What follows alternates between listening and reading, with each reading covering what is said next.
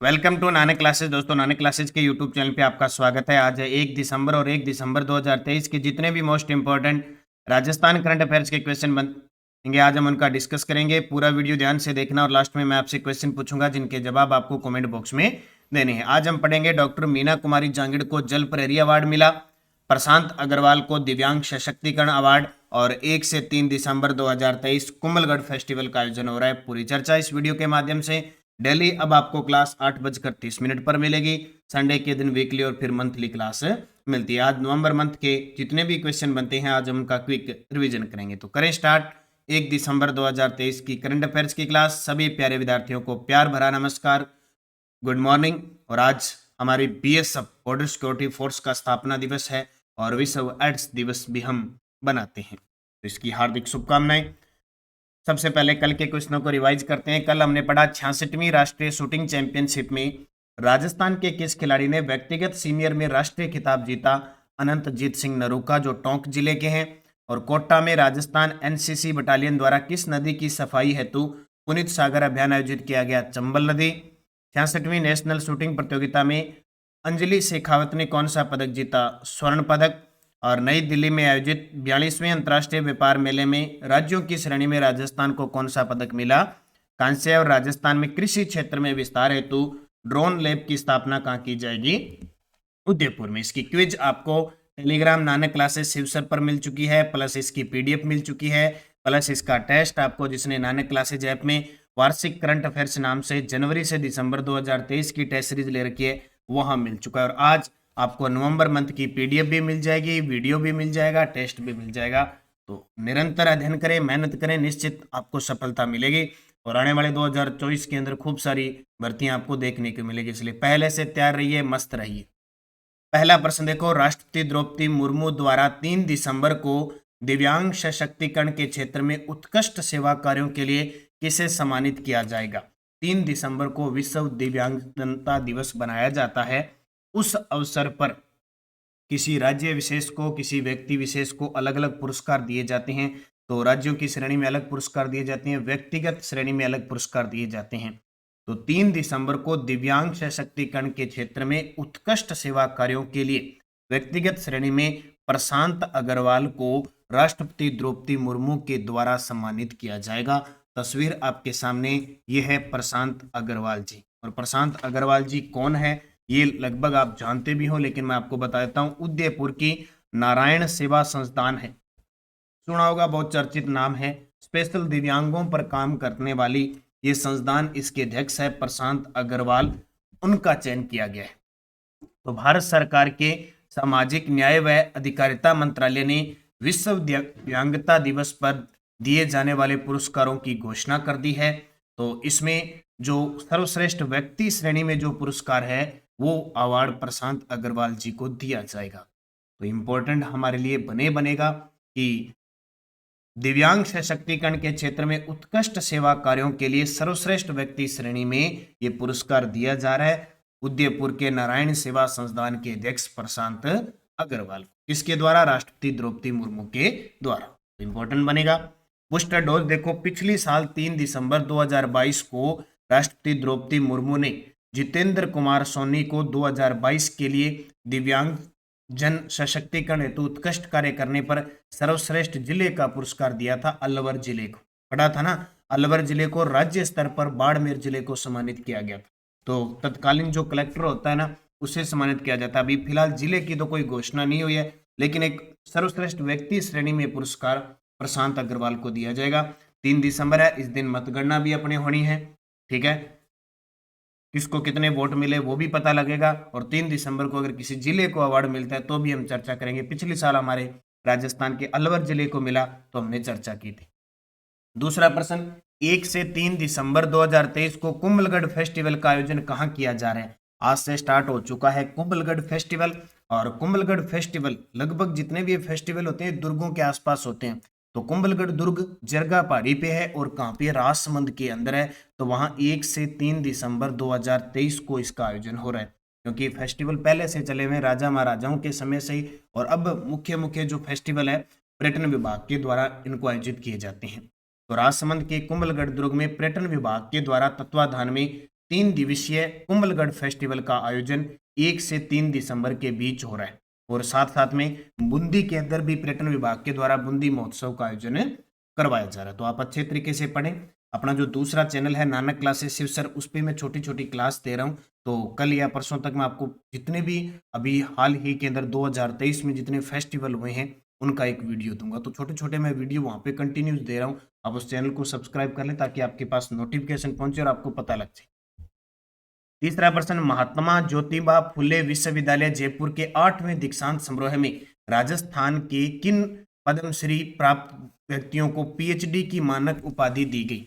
महात्मा ज्योतिबा फुले विश्वविद्यालय जयपुर के 8वें दीक्षांत समारोह के अंदर राजस्थान के किन पद्मश्री 2023 प्राप्त व्यक्तियों को पीएचडी की मान्यता उपाधि दी गई? तो एक तो उस्ताद अहमद हुसैन और उस्ताद मोहम्मद हुसैन, इन दोनों को दी गई। यहाँ अपने ऑप्शन एक और लगा लेते हैं, ई ऑप्शन लगा लेते हैं, ए व बी दोनों। ठीक है, ए व बी दोनों, यानी एक साथ दोनों को संयुक्त रूप से दिया गया था ना।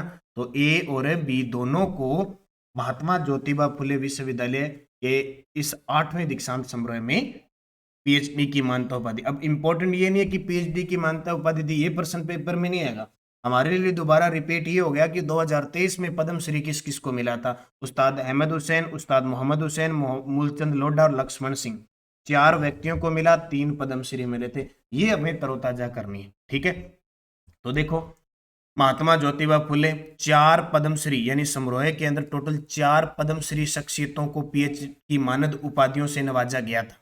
मुख्य अतिथि थे इस दीक्षांत समारोह के राजस्थान के लोकायुक्त न्यायमूर्ति प्रताप कृष्ण लोहरा, और विशिष्ट अतिथि थे राजस्थान कर्मचारी चयन बोर्ड के अध्यक्ष retired major general Alok Raj, यानी जो राज्य कर्मचारी चयन बोर्ड है उसके अध्यक्ष हैं मेजर जनरल आलोक राज, और न्यायमूर्ति प्रताप कृष्ण लोहरा लोकायुक्त, ये मुख्य अतिथि थे।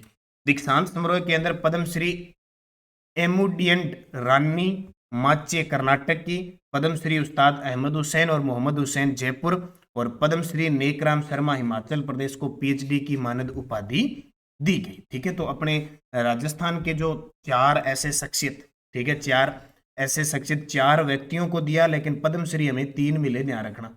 और अब वापस वो समय फिर आ चुका है, न्यू ईयर जैसे ही आएगा गणतंत्र दिवस पर फिर घोषणा हो जाएगी। तो पीछे का डाटा है, तो पीछे मैंने ये आपको जो क्लास दी है ये जनवरी से नवंबर 2023 की पूरी गुरु नानक जयंती के ऊपर, इस क्लास को देखना। इसमें इतने इंपॉर्टेंट प्रश्न है, 400 प्लस प्रश्न है।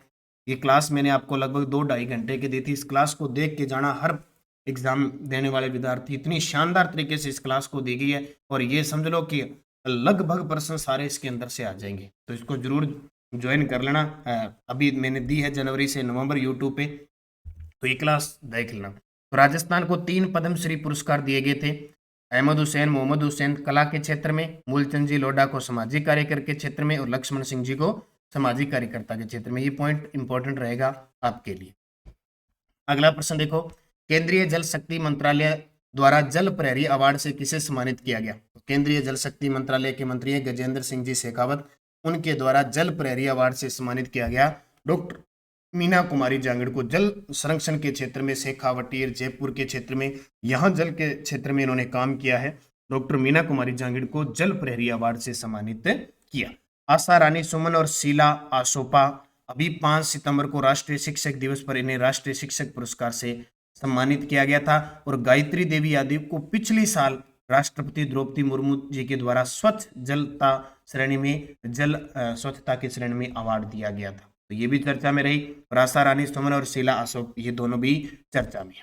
और अब आगे डॉक्टर मीना कुमारी जांगड़, तो केंद्रीय जल संसाधन मंत्री गजेंद्र सिंह शेखावत ने इन्हें सम्मानित किया। कौन से अवार्ड से? जल प्रहरी अवार्ड से।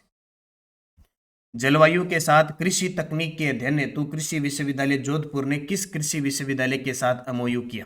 जलवायु के साथ कृषि तकनीक के अध्ययन हेतु कृषि विश्वविद्यालय जोधपुर ने किस कृषि विश्वविद्यालय के साथ समझौता किया है? तो कृषि विश्वविद्यालय कोयम्बटूर तमिलनाडु। कहाँ पे है? कोयम्बटूर तमिलनाडु के साथ समझौता किया है। और कोई ज्यादा लंबी चौड़ी बात नहीं है, या कि तकनीकें जैसे राजस्थान में 10 कृषि जलवायु खंड है, ठीक है, अलग अलग इनका अध्ययन केंद्र और इनके ग्राह्य प्रशिक्षण केंद्र भी है, कहाँ कौन से क्षेत्र है, तो अलग अलग जलवायु जैसे परिवर्तन वगैरह होती है तो काम उसी के अकॉर्डिंग करते रहते हैं। तो कृषि विश्वविद्यालय कोयम्बटूर के साथ एमओयू किया। एक और ध्यान रखना, कृषि विश्वविद्यालय जोधपुर ने स्विट्जरलैंड के सहयोग से ऑर्गेनिक फर्टिलाइजर्स की भी खोज करेगा। तो निरंतर किसी देश के साथ, संस्था के साथ मिलकर काम होता रहता है। और ये पुस्तक 10 दिसंबर को हमारी पुस्तक बाजार में उपलब्ध होने जा रही है। ऑब्जेक्टिव यानी वस्तुनिष्ठ करंट अफेयर्स की पुस्तक होगी।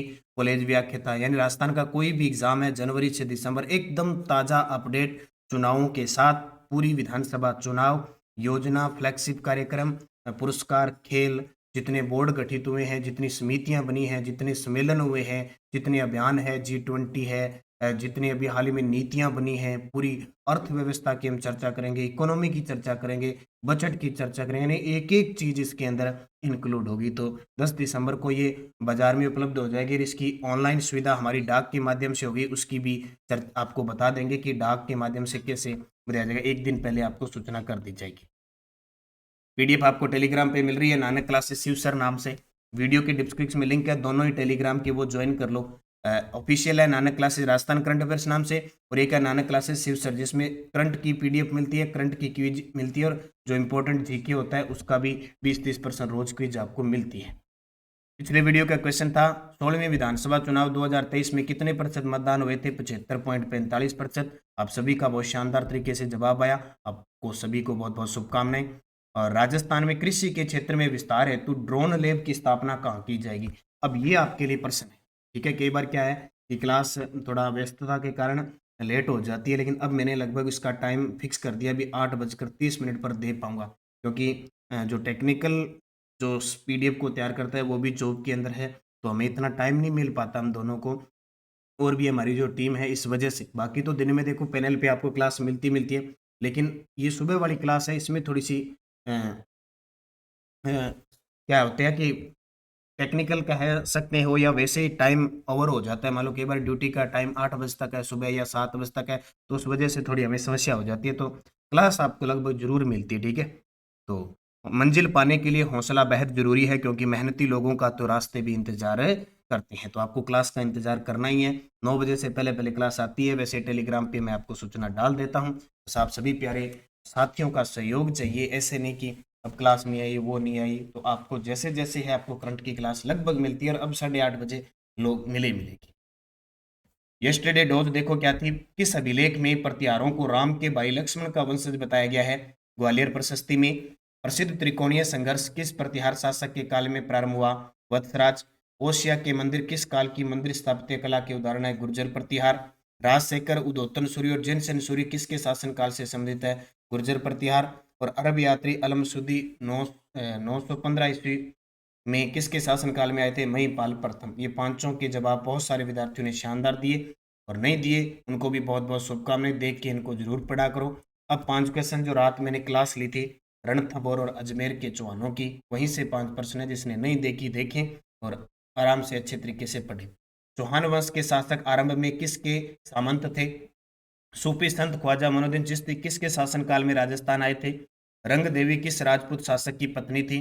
किस शासक के शासनकाल को चौहान शासनकाल का स्वर्णकाल कहा जाता है? और हरिकेली नाटक किसके द्वारा रचित है? पांचों के जवाब कमेंट में देने हैं। जाते जाते वीडियो को लाइक शेयर कर देना।